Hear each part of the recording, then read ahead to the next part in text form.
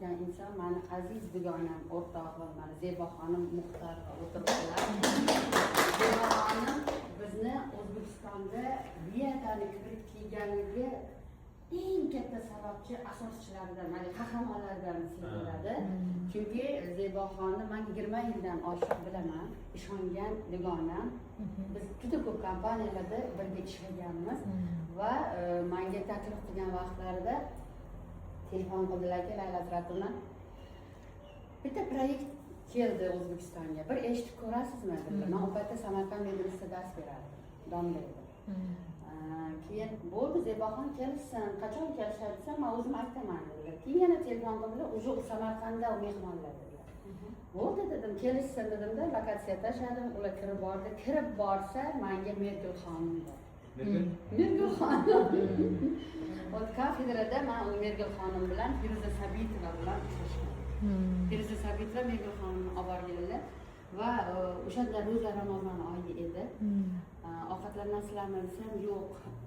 Sen o'zamiz dedilar. Keyin ketdik bo'lmasa kafedraga dedim, men bunaqa doska bor dedim. O'shaga menga chiroyli qilib tushuntirib berasizlar.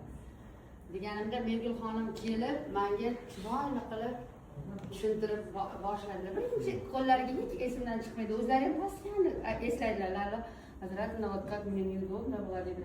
Сразу olganman, stelkani ko'rsatgan. Men u payt 2 yil oldingi gapda endi. Shunda stelkani ko'rsatganman deb boshlamoqchi bo'lganimda, yo'q Merkel xonim, mahsulotni men o'zim o'rganib olaman, menga pulni ko'rsating. Xuddi.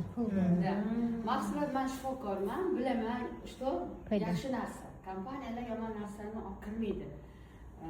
Bo'ldi, stelkani men o'zim o'rganib olaman. Menga vaqtinglarni o'g'irlamanglar, menga pulni ko'rsating. Menga pul kerak degan.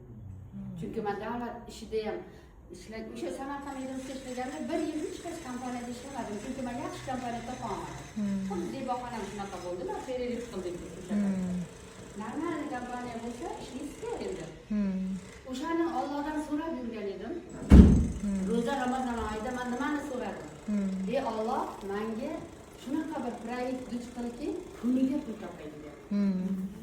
Kuniga qadamim pul bo'lsin deganman. Tavba, astag'firullah deyman, yana Allohga shukran deyman. Faqat duo qilganmanki, kuniga pul topay, yurgan yo'limda pul topay degan. Bir payt marketingni boshlayaptilar.